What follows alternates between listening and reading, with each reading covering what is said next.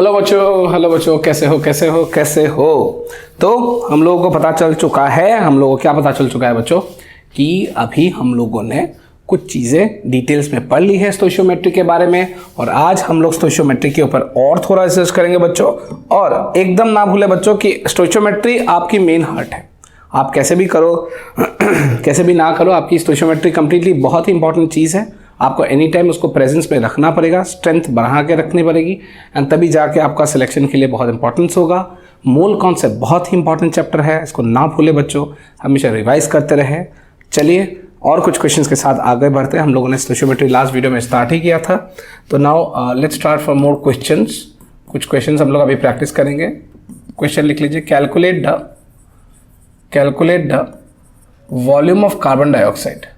तो calculate the volume of carbon dioxide produced bye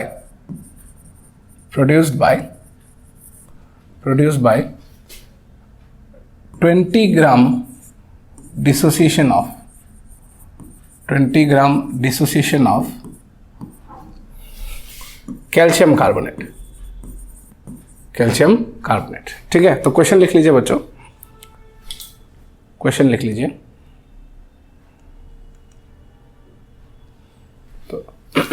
So calculate the volume of the carbon dioxide that is produced by 20 gram dissociation of calcium carbonate। तो इस question के ऊपर लगातार हम लोग attack करेंगे। ठीक है बच्चों, तो हम लोग ज़्यादा कुछ सोचेंगे नहीं, यहाँ पर डायरेक्ट कैल्शियम कार्बोनेट को हम लोग ले लेंगे रिएक्शंस पे।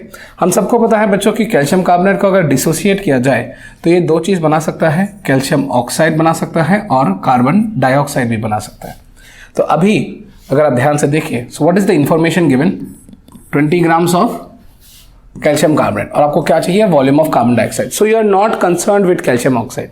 ठीक है, फिर भी कभी कभार हम लोग पेपर में पूछ भी सकता है what is the mass of the residue form, बहुत सारा चीज़ पूछ सकता है। ठीक है, तो अभी अगर वॉल्यूम ऑफ कार्बन डाइऑक्साइड निकालना है, so we have to connect this and this. ठीक है बच्चों, एकदम बिंदास आराम से पढ़ो।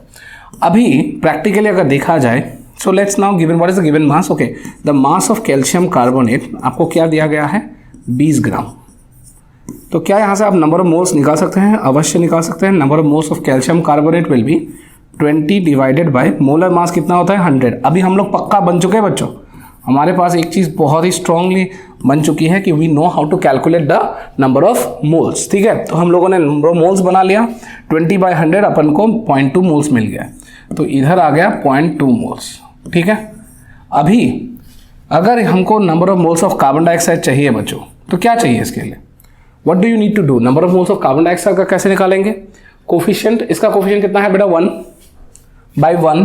कहाँ से निकाल गए हम लोग, कैल्शियम कार्बोनेट से, so 1/1 into number of moles of calcium carbonate into 1/1, यही था। अभी प्रैक्टिकली देखा जाए तो number of moles of calcium carbonate ही बन जाएगा।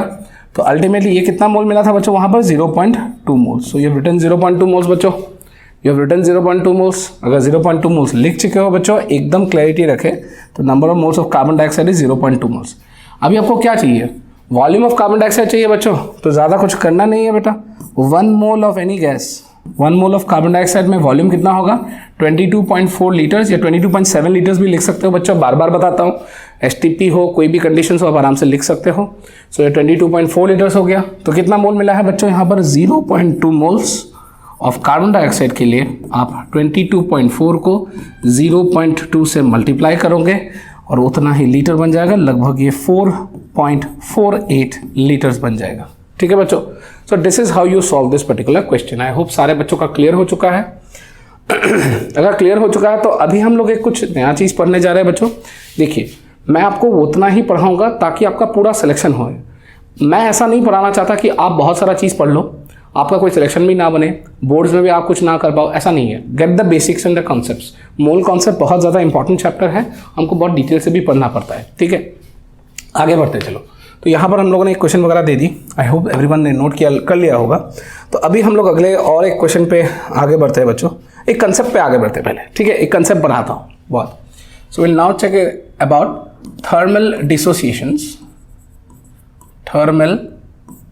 Dissociation of metal carbonates carbonates. ये बहुत इंपॉर्टेंट चैप्टर है, बहुत इंपॉर्टेंट टॉपिक भी है। हालांकि ये टॉपिक इनऑर्गेनिक केमिस्ट्री की है, लेकिन थोड़ी बहुत हमको यहाँ पर जानकारी जानना बहुत ज़रूरी है। आपको बहुत सारे क्वेश्चन पेपर्स वगैरह में इसके कुछ छोटे छोटे कॉन्सेप्ट्स इंपॉर्टेंट होंगे। We have to apply that in any particular case. Okay, आप ये एकदम बिल्कुल ना भूलें, ठीक है बच्चों। तो आगे बढ़ते हैं इसके साथ। तो देखिए क्या होता है कि बेटा अगर आप मेटल कार्बोनेट्स को देखो तो कोई भी एक आर्बिट्रेरी मेटल कार्बोनेट MCO3 ले लेता हूँ, ठीक है। MCO3 जो है इसको अगर हीट किया जाए तो ये बन जाता है metal oxide plus carbon dioxides. ये नॉर्मली है, this is done by everyone. तो ये है आपकी मेटल कार्बोनेट बेटा, ये आपकी मेटल कार्बोनेट हो गई। और इसी मेटल कार्बोनेट के ऊपर अगर हम हीट करें तो हमको मिल जाता है इधर मेटल ऑक्साइड, ठीक है बच्चा। और साथ में ये क्या रिलीज कर देते हैं बच्चों, कार्बन डाइऑक्साइड गैस। तो ये गैस है, इट गोज आउट। मैं यहाँ पर अप एरो लिख रहा हूँ। तो अब ये तो परफेक्ट है। जैसे एग्जाम्पल के तौर पे अभी थोड़ी देर पहले हम लोगों ने कैल्शियम कार्बोनेट का किया था, हम लोग अभी मैग्नीशियम कार्बोनेट के करने जा रहे हैं। तो मैग्नीशियम कार्बोनेट को जो सॉलिड है आपको इसको हीट करो तो आपको मिल जाता है magnesium oxide plus carbon dioxide, ये गैस और ये सॉलिड। इस सॉलिड को हम लोग कभी कभार रेसिड्यू भी बोलते हैं। मैंने पहले भी बताया है बच्चों, residue is something which is left out, जो बच जाता है एक रिएक्शन के बाद, जो बच जाता है उसको हम लोग रेसिड्यू बुलाते हैं, ठीक है। वो सॉलिड होना चाहिए बेटा, गैस या लिक्विड नहीं होना चाहिए, ठीक है। तो अभी मैग्नीशियम कार्बोनेट को अगर हीट किया जाए, हम लोग magnesium oxide and carbon dioxide को प्रिपेयर कर लेते हैं बच्चों। तो ये हो गई है नॉर्मल रिएक्शन या dissociation style of your metal carbonates. पक्का? चलो आगे बढ़ते हैं। अब इस केस में अगर आप पढ़ो तो आपको एक चीज़ पता चलेगा कि ये तो सत्य बात है कि कोई भी एक मेटल कार्बोनेट को हीट करने से वो टूटेगा, और टूट के क्या बनता है, metal oxide and carbon dioxide. तो सर आप पढ़ा क्यों रहे हो इस चैप्टर में? मैं इसलिए पढ़ा रहा हूँ बच्चों क्योंकि आपको बहुत सारे जगह पर इस मेटल कार्बोनेट के डिसोसिएशंस के ऊपर क्वेश्चन पूछे जा सकते हैं। जैसे मैं टॉपिक उठाऊंगा, यहाँ पर कुछ एक एक्सेप्शंस हैं, सबसे बहुत कॉमन वाले एक्सेप्शंस मैं बता दूंगा आपको। जैसे exceptions to dissociation, exceptions to the dissociation, ठीक है। तो एक्सेप्शंस टू द डिसोसिएशन, तो यहां पर डिसोसिएट करने का कुछ एक्सेप्शंस अभी हम लोग डिस्कस करेंगे। पहला है for alkali metals, for alkali metals. अभी अगर आप एल्काली मेटल्स के ऊपर थोड़ा विचार करें तो आपको पता चल जाएगा बच्चों कि एल्काली मेटल्स जो आप लोग विचार करेंगे यहाँ पर, तो जैसे मान लीजिए कि लिथियम कार्बोनेट, इसको हीट करने से, ठीक है बच्चों, ये जो लिथियम कार्बोनेट है इसको हीट करने से आपको मिलेगा लिथियम ऑक्साइड और इसी के साथ आपको मिलने वाला है कार्बन डाइऑक्साइड। अगर आप सोडियम कार्बोनेट को उसी तरह हीट करो या पोटाशियम कार्बोनेट को हीट करो या रुबीडियम कार्बोनेट को हीट करो, ये ऑल आर कार्बोनेट सॉल्ट्स, ठीक है। या सीजियम कार्बोनेट को ही क्यों ना हीट करो, तो इन सब में कुछ भी नहीं मिलता, कुछ भी नहीं मिलता। ऐसा क्यों? ये टूटता ही नहीं। इसका रीजनिंग अभी नहीं बच्चों, इनऑर्गेनिक केमिस्ट्री में बहुत ज़बरदस्त तरीके से पढ़ेंगे, एकदम टेंशन ना लो।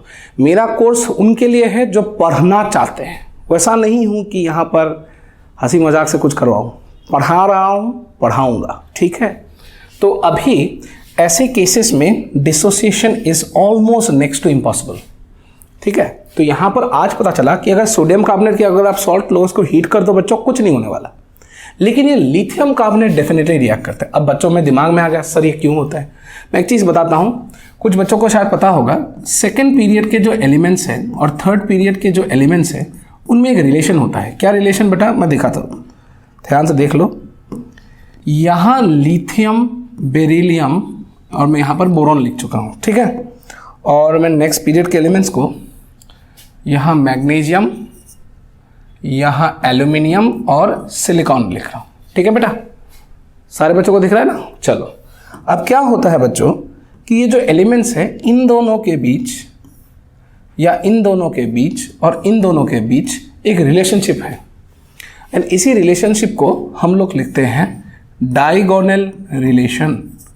डायगोनल रिलेशन ये सिर्फ और सिर्फ इन तीनों के बीच में है, कोई पीरियोडिक टेबल में दूसरे जगह पर आपको कहीं पर भी नहीं मिलेगा।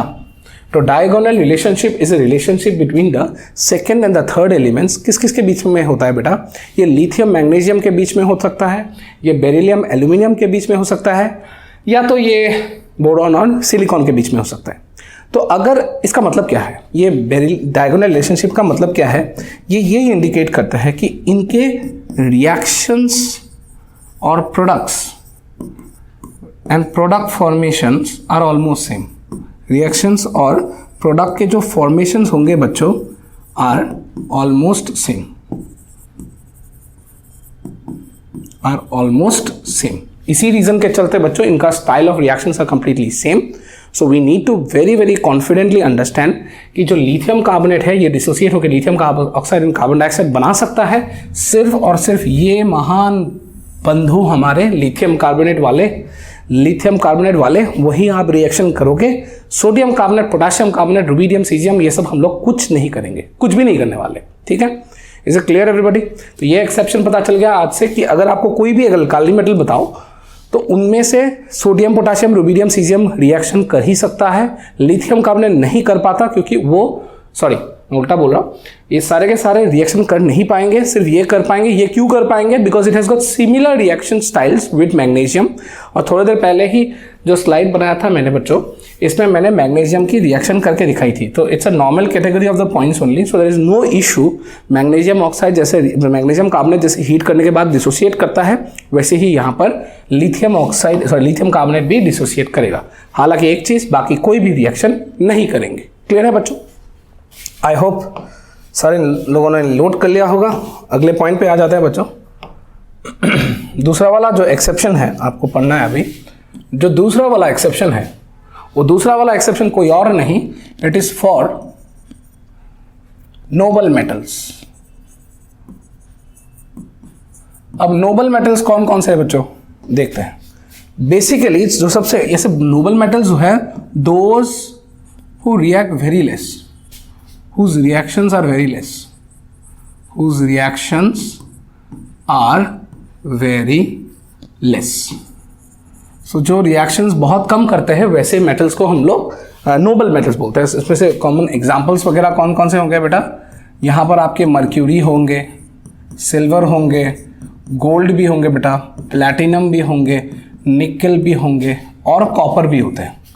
तो ये जो होते हैं ये बहुत ही कम रिएक्शन करने वाले सिस्टम्स होते हैं। ठीक है, इनमें से दो कॉमन के ऊपर हम लोग विस्तार करेंगे और वो कुछ और नहीं है बेटा, पहले ही दो। ये पहले दो आपको मोल कंसेप्ट में बहुत बार दिखाई दे सकता है, बहुत सारे पेपर्स वगैरह में भी, कि पहला हम लोग देखेंगे कि सिल्वर कार्बोनेट। अगर इस सिल्वर कार्बोनेट को हीट किया जाए तो होता क्या है? तो अगर सिल्वर कार्बोनेट को हीट किया जाए तो हम लोग एक्सपेक्ट करते हैं कि ये silver oxide and carbon dioxide बनाएगा। बनाता है बेटा, ऐसा नहीं बोल रहा हूँ कि नहीं बना रहे, बनाता तो है, लेकिन ये सिल्वर ऑक्साइड अनस्टेबल है। तो इस हीट में वो टूट के सिल्वर और हाफ O2 गैस रिलीज कर देता है, और पहले से तो कार्बन डाइऑक्साइड है ही। इसका मतलब क्या कर रहा है कि सिल्वर कार्बोनेट पहले silver oxide and carbon dioxide ही बनाता है, उसके बाद ये मॉलिक्यूल्स सिल्वर ऑक्साइड जो है वो टूट जाते हैं, वो अनस्टेबल है, इतने हीट में वो अपने आप को सहन नहीं कर पाता, वो तुरंत टूट जाता है। टूटने के बाद आपको क्या मिलता है बेटा? सिल्वर और ऑक्सीजन गैस, सिल्वर और ऑक्सीजन गैस। तो इसका मतलब अगर कोई बच्चा आपको पूछे या आपके फ्रेंड पूछे कि सर ने क्या सिखाया सिल्वर कार्बोनेट के बारे में, सर ने ये सिखाया कि अगर आप सिल्वर कार्बोनेट को, अगर आप इसको थोड़ा रब कर देता हूँ, ओके, अगर आप सिल्वर कार्बोनेट के डिसोसिएशंस के बारे में पूछें तो ये डिसोसिएट होने के बाद दो सिल्वर बनाएंगे, हाफ O2 गैस बनाएंगे एंड कार्बन डाइऑक्साइड बनाएंगे। यही आपको याद रखना है। ऐसा क्यों होता है बेटा? एक्चुअली मैं इसका टेम्परेचर भी बता सकता हूँ। इसका जो ऑपरेटिंग टेम्परेचर है ये 300 डिग्री के सेल्सियस से ज़्यादा होने से ये हो जाती है। एंड नॉर्मली जब हम लोग डेल्टा सिंबल लिखते हैं ना बेटा, ये सिंबल बहुत हाई हीट है, नॉर्मल हीट नहीं है कि थोड़ा गैस जलाओ सिल्वर कार्बोनेट गायब हो जाएगा, सिल्वर बन जाएंगे, ऐसा तो होने से बहुत अच्छा था बेटा।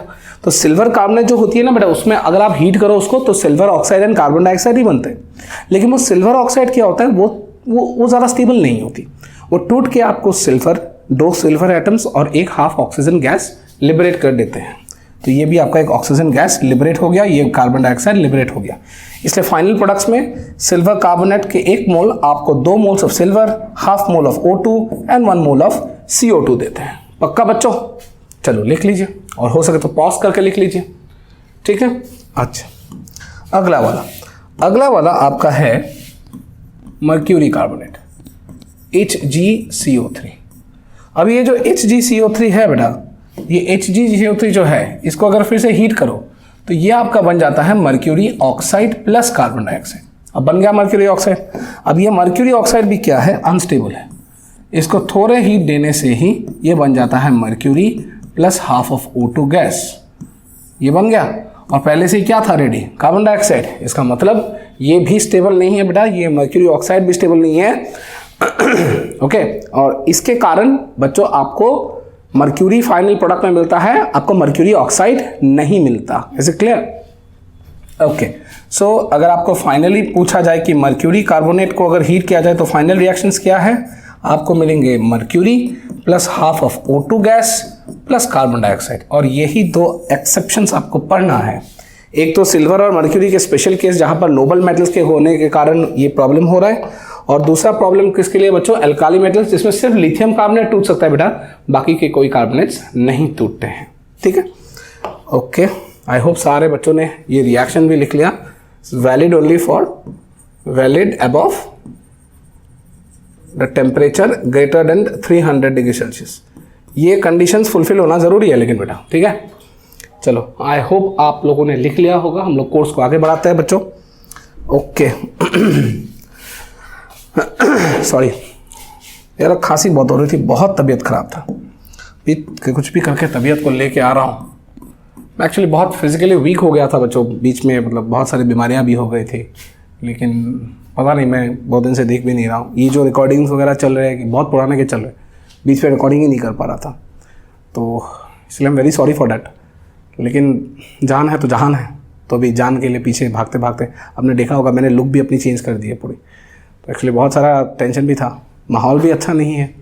कभी मेरे को भी ऐसा it feels that I am a bit bog down, लेकिन उस समय मतलब बहुत इंपॉर्टेंट होती है कि आप अपने आप को विस्तार करें, मेहनत करें, और बच्चों को उतना कंटेंट दें कि वो लोग सच में ही पढ़े केमिस्ट्री, डिटेल्स में पढ़े और सही में डिटेल्स से पढ़ें। ठीक है, तो आप ही मेरी प्रेरणा हो बेटा। आप लोग जितने जुड़ेंगे उतना ही मेहनत और करते रहूँगा जितना हो सके। ठीक है बेटा, चलिए आगे बढ़ते हैं। तो क्वेश्चन कुछ ऐसा होगा, मैं आपको क्वेश्चन दे रहा हूँ कि calculate the weight of the solid residue, weight of the solid residue produced when 2.76 grams of silver carbonate, 2.76 grams of silver carbonate is heated। एक इंफॉर्मेशन दिया गया है, आज देता था बेटा कि रैम ऑफ सिल्वर इज 108। ठीक, चलो टूट पड़ते हैं क्वेश्चन के ऊपर।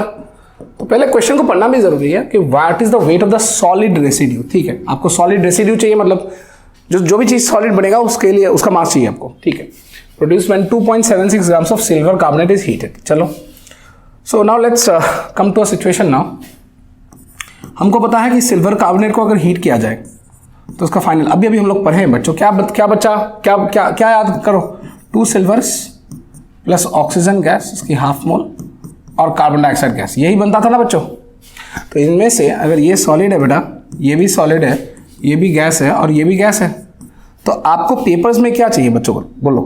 पेपर्स में आपको क्या चाहिए? आपको चाहिए ये, क्योंकि आपको क्या चाहिए पेपर में? Solid residue. रेसिड्यू वो इंसान है जो रुक जाता है कंटेनर में, correct. It's a solid residue. Now coming to the systems, ये आपके क्या है? इसके आपके क्या दिया गया है? मास 2.76 grams. This is the mass of the silver carbonate, ये आपको दिया गया है। अच्छा, बहुत ही आराम से निकल जाएगा बेटा। अब देखो, अगर कोई बच्चा को नहीं पता है तो वो सिल्वर कार्बोनेट को, अच्छा मैंने क्यों पढ़ाया, इसका एक्सप्लेनेशन सुनो अभी, कि अगर किसी बच्चा को नहीं पता है ना, वो सीधा क्या करेगा बच्चा, वो सिल्वर कार्बोनेट को तोड़ के क्या बना देगा, सिल्वर ऑक्साइड बना देगा, और वो भूल जाएगा कि ये एक स्पेशल केस है, नोबल मेटल है। तो आपको हमेशा नहीं भूलना है, इसलिए बार बार करवाता रहता हूं मैं इस चीज़ के ऊपर क्वेश्चंस कि सिल्वर कार्बोनेट अगर आप उसको तोड़ दो वो बन जाती है सिल्वर एटम्स, और वो सिल्वर एटम कुछ और नहीं है बेटा, वो सॉलिड रेसिड्यू है, वही आपकी सॉलिड वाली रेसिड्यू होंगे। Be very calm and composed also, ठीक है। ये आपके कौन से हैं, ये आपके गैस भैया है, गैस वाले, और ये आपके कौन है, रेसिड्यू वाले, ठीक है। अच्छा, तो नाउ क्या यहाँ से आपको नंबर ऑफ मोल्स मिलेगा, अवश्य मिलेगा बेटा। Ag2CO3 is equals to 2.76 by इसकी मॉलिकुलर मास निकालो तो 2 × 108 प्लस कार्बोनेट का 60, सो 2.76 बाय 276 कितना आ जाएगा बेटा, 0.01 मोल्स आ जाएंगे, 0.01 मोल्स आ जाएंगे। अच्छा, इसके मतलब अभी सारे बच्चों ने लिख लिया इतना, तो इसका कितना मोल्स मिला, 0.01 मोल्स मिला। अभी आपको चाहिए कि इसका नंबर ऑफ मोल्स कितना है, कैसे निकालोगे, number of moles of silver कैसे निकालोगे बताओ, number of moles of silver कैसे निकालोगे, आप कुछ भी नहीं, टेंशन ही मत लो, कोफिशिएंट क्या है 2, ठीक है, कहाँ से लेके आया 1 into number of moles of silver carbonate. अब बताओ बच्चों कितना हो गया, 2 × 0.01 दैट इज 0.02 मोल्स मिल गया बेटा, मोल्स भी मिल गए। अब क्या चाहिए, मास ऑफ सिल्वर, यही रेसिड्यू है ना, यही तो रेसिड्यू वाले है, तो मास ऑफ सिल्वर क्या मिलेगा 0.02 into atomic mass, atomic mass कितना है 108, आपको बहुत आराम से 2.16 ग्राम्स के आंसर्स मिल जाएंगे। पूरा क्लियर है बच्चा या नहीं बताओ, आपको कुछ नहीं करना था। देखो अगर आपको अभी मैं ना बोलता कार्बोनेट्स के बारे में, आप कभी इस क्वेश्चन को सॉल्व नहीं कर पाते, क्यों, क्योंकि आपको नहीं पता है कि सिल्वर कार्बोनेट एग्जैक्टली कैसे डिसोसिएट करता है। अभी आपको पता है, आपको मर्क्यूरी कार्बोनेट भी पता है, आपको यह भी पता है कि लिथियम टूटेगा, sodium potassium rubidium caesium francium कुछ नहीं टूटने वाला, पक्का पक्का बच्चों, ठीक है, चलो लिख लो। तो वैसे भी बहुत ही मेहनत कर रहे हैं, मेहनत करते करते ऊपर जाएंगे, टेंशन ना लो बेटा, अपन को ऊपर जाना ही है, अपन को कोई रोक भी नहीं सकता। हो गया, चलो अगला क्वेश्चन के अगला मैं अलग अलग पैटर्न्स दिखा रहा हूं बेटा, ताकि आपके बहुत सारे क्लैरिटी बन जाए क्वेश्चंस के, वो बहुत इंपॉर्टेंट है, ठीक है। तो अभी क्वेश्चन अगला क्वेश्चन में हर केस में जितना हो सके मैं क्वेश्चन बनाते जाऊंगा आपके लिए। सो कैलकुलेट द अलग अलग patterns, calculate the volume of oxygen gas at STP produced by combustion of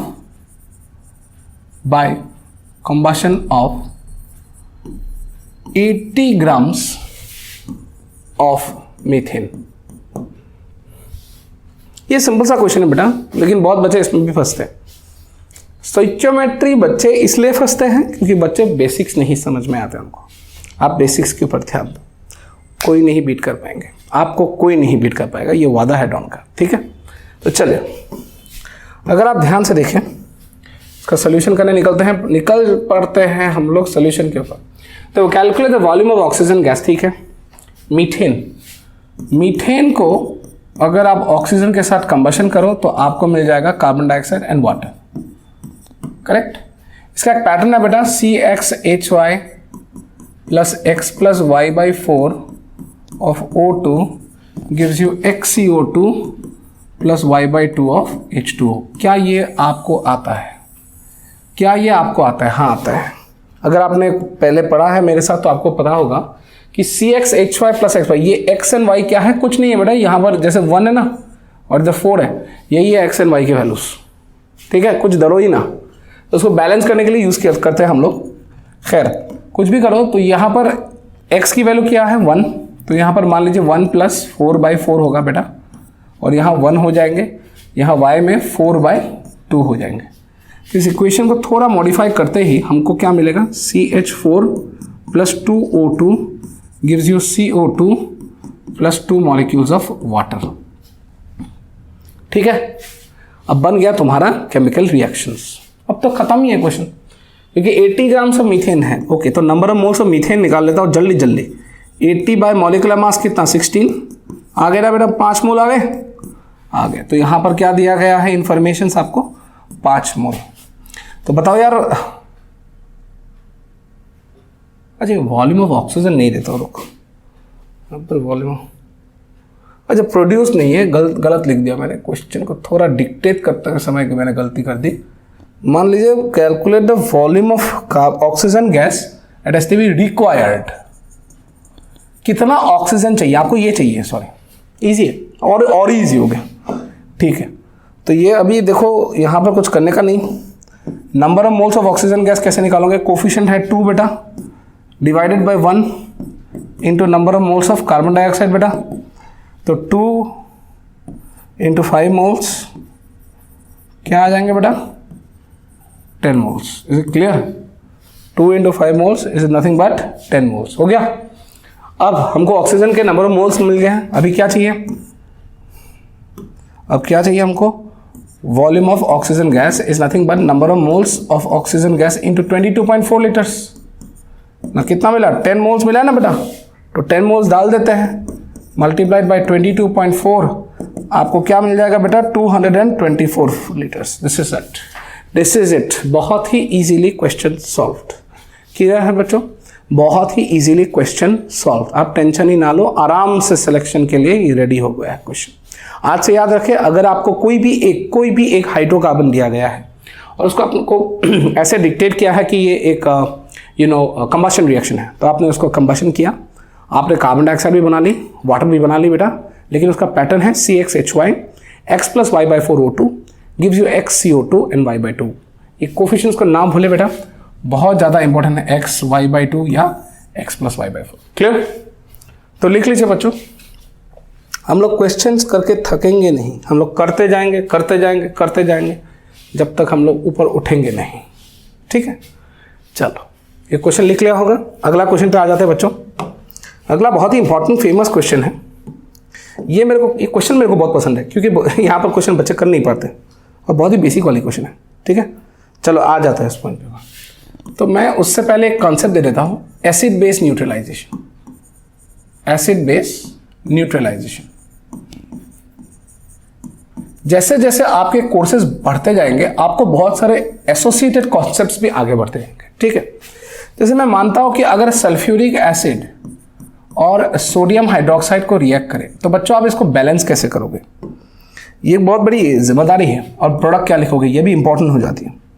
पहले कंसेप्ट फिर क्वेश्चन, फिर पहला कंसेप्ट। देखो स्टोइचियोमेट्री के ही क्वेश्चन करा रहा हूं आज, लेकिन कंसेप्ट अलग अलग दे रहा हूं। एक कंबशन का किया, एक मेटल कार्बोनेट्स का किया, अभी एसिड बेस का करवा रहा हूं। अलग अलग पैटर्न्स करते जाएंगे। तो यहां देखो ध्यान से, सल्फ्यूरिक एसिड है और सोडियम हाइड्रोक्साइड। मुझे कुछ नहीं पता है, मुझे ये बताओ OH माइनस कितने हैं, 1, इधर 1 है।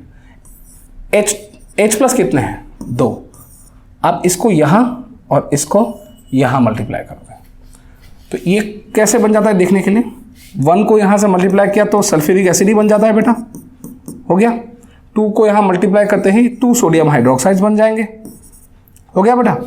अब 2 and 1 का एलसीएम कितना है, इन दोनों का एलसीएम कितना है, इन दोनों का एलसीएम ऑफ 2 and 1 कितना है बेटा, 2। सो वाटर कितना बनाएंगे आप, 2 वाटर्स। आप सबको शायद पता है कि जब भी एसिड्स और बेस रिएक्ट करते थे आपको 2 चीज बनता था, एक सॉल्ट बनता था बेटा और एक दूसरा क्या बनता था, पानी। वाटर बनना तय है, ठीक है, तो वाटर बनना तय ही है। तो वाटर बन गया, कितना बना, 2 वाटर्स। क्यों 2, एलसीएम सर ने बनाया था हम लोग को। ठीक है, सल्फ्यूरिक एसिड और सोडियम हाइड्रोक्साइड बन चुका है। अभी नेक्स्ट क्वेश्चन है कि सॉल्ट कैसा होगा, बताइए कितने, क्या क्या है। सोडियम 2 है, सो 2 सोडियम लिख देंगे बेटा। एक SO4 है, SO4 लिख दिया, हो गया बेटा आपका एक बैलेंस्ड केमिकल एसिड बेस वाली न्यूट्रलाइजेशन रिएक्शन। क्या आपको पूरी क्लैरिटी आई? मैं आपको वो मेथड सिखा रहा हूं जो बहुत सारे फैकल्टीज लोग नहीं बोलेंगे। ऑफलाइन कोचिंग में जो बताते हैं बच्चों को, देखो this is just unleashing all the points. ठीक है, तो यहाँ सोडियम हाइड्रोक्साइड 2 है बेटा और यहाँ सल्फ्यूरिक एसिड सिर्फ 1 मॉलिक्यूल है। तो कैसे पता चला, उल्टा क्रिस क्रॉस मल्टीप्लाई किया आपने। यहाँ पर ये मेथड कौन सा है, क्रिस क्रॉस मल्टीप्लाई, ये ना भूले, क्रिस क्रॉस मल्टीप्लाई। जैसे वैलेंसीज याद है, क्लास 9th में थोड़े बहुत आप लोगों ने पढ़ लिया होगा क्रिस क्रॉस के मल्टीप्लाई सिस्टम्स, तो यहाँ पर आपको वो मिल जाती है। ठीक है, चलो I hope everyone is clear. तो सल्फ्यूरिक एसिड के साथ सोडियम हाइड्रोक्साइड को रिएक्ट करवा दिया, सोडियम सल्फेट इन वाटर बन गया। उल्टा उल्टा हमने मल्टीप्लाई कर दी, खत्म। ये प्रोसेस क्लियर है। और पानी कितना बनता है? हमेशा एलसीएम। कुछ भी बताओ बेटा, पानी हमेशा कितना बनेंगे?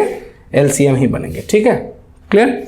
एक और ट्राई करके देखते हैं बेटा बैलेंस करने के लिए। सपोज मान लीजिए बच्चों मैंने आपको बोला कि what happens when calcium sulphate, calcium sulphate तो नहीं होगा, मान लीजिए मैंने कैल्शियम हाइड्रोक्साइड को फॉस्फोरिक एसिड्स के साथ रिएक्ट करवा दिया और आपको पूछा बच्चा बताओ मुझे कि इसके बैलेंस केमिकल रिएक्शंस कैसे होंगे। क्योंकि अगर इसको बैलेंस ना किया, क्या आप स्टोइचियोमेट्री से खेल पाओगे? नहीं, आप खेल नहीं पाओगे। तो आपको बैलेंस करना जरूरी है। ठीक है, तो H+ कितना है बेटा? 3। इधर हाइड्रोक्साइड कितना है? 2। इसको इधर मल्टीप्लाई किया, कैसा बन जाएगा बेटा पैटर्न? इसको यहां पर छुपा देता हूं। ठीक है, ओके। क्या बन जाएगा यहां पर? 3 कैल्शियम हाइड्रोक्साइड्स, ठीक है, और 2 H3PO4। ठीक है बच्चों, बन गया ये। अब मुझे बताओ 3 और 2 इन दोनों का एलसीएम क्या है? एलसीएम ऑफ 2 और 3 क्या होगा बेटा? बताओ जल्दी। 6। तो यहाँ 6 वाटर के मॉलिक्यूल्स भी आ गए। ठीक है, अब क्या क्या बचा? Ca के 3 बचे, Ca3। ये PO4 टोटल में 2 बचा है, तो PO4 टोटल में 2 बचा है। That's it. Is it clear now? पूरा क्लियर है? आई सपोज यही है आपके आंसर्स। सारे बच्चों क्लियर हैं? पूरा क्लियर है बच्चों? सारे के सारे एकदम दिल फाड़ के बोलो पूरा क्लियर है ना? चलो जल्द से लिख लो बेटा। I hope everyone is got the concept now. अब मैं क्वेश्चन देता हूं, आप सॉल्व करना। ठीक है, को 2 मिनट दे रहा हूं टाइमर। ठीक है, सो इफ टेक्निकली और non technically if you find, पकड़ लेते, मैं एक चीज बताना चाह रहा हूं, ध्यान से सुनो थोड़ा। ठीक है, सो टेक्निकली और non technically let's assume to the situations की क्या बोलूं। हाँ, एल्यूमिनियम हाइड्रोक्साइड। अच्छा चलो मैं एक क्वेश्चन दे देता हूँ। व्हाट हैपेंस क्या बोलूँगा यार, इंग्लिश में मेरी थोड़ी कम है ना, कमी है, इतना गांव का इंसान होना। अच्छा now, what is the mass of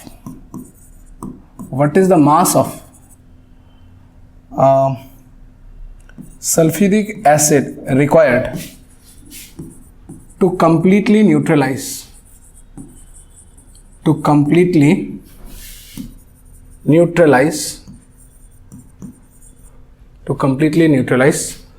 160 grams of sodium hydroxides.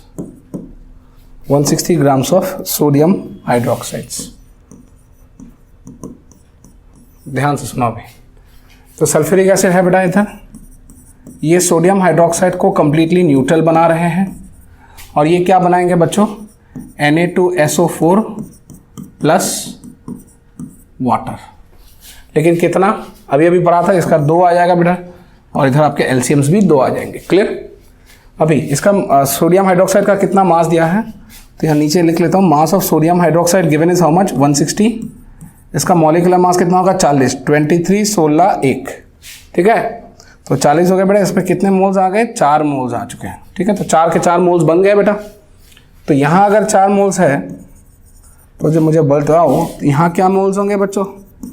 N2HS24 1, इसका कोफिशिएंट 1 है, by 2 into 4 moles. Information given करके हम लोग थक चुके हैं। यहाँ 2 मोल। ठीक है, तो यहाँ मास ऑफ सल्फ्यूरिक एसिड पूछा है बेटा, तो यहाँ तो क्या बन गया? Number of moles. तो मास ऑफ H2SO4 कितना बन जाएगा बेटा? 2 मोल्स को किससे मल्टीप्लाई करोगे? इसके मॉलिक्यूलर मास 98, मतलब 196 ग्राम्स। इसे क्लियर एवरीबॉडी? पूरा क्लियर है या नहीं बोल रहा हूँ? देखो यही चीज़ है, आप प्रैक्टिस करते जाओ जब तक आपके कंसेप्शन पूरा क्लियर नहीं होंगे, आप पक्का नहीं बनोगे। तो I hope everyone has understood this particular part and I hope everyone will get into the convincing positions. तब तक के लिए अगले क्लास के लिए मिलते हैं जल्दी बच्चों। हम लोग नया चैप्टर्स भी स्टार्ट वगैरह कर रहे हैं। तो till then don't forget to like, share and subscribe. And BW की टीम आगे बढ़ रही है आपके भविष्य के लिए। एंड आज एक बड़ा अनाउंसमेंट करना चाह रहा हूँ कि हम लोग एक नया चीज़ भी लॉन्च करने वाले हैं, इसके नोटिफिकेशंस वगैरह से सब कुछ आपको मिल जाएंगे बेटा, और let's see, will see to the best positions. Till then, thank you, keep liking, keep sharing, keep subscribing, and always tell all your friends to subscribe. Thank you.